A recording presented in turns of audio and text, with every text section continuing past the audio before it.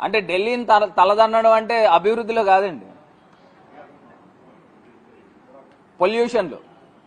ఇప్పుడు ఢిల్లీ అంటే మొత్తం చుట్టుపక్కలన్నీ కొన్ని వేల ఇండస్ట్రీలు ఉంటాయి.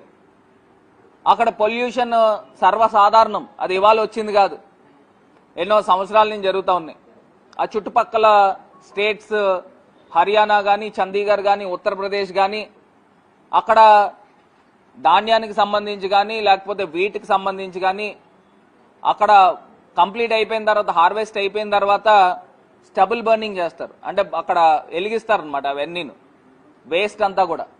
దానివలన విపరీతమైన స్మోక్ అంతా పైకి వస్తుంది, అది గాల్లో కలుస్తుంది, దానిపైన విపరీతమైన పొల్యూషన్. నేను అడుగుతా ఉన్నా, అసలు రాజమండ్రికి ఏమైంది?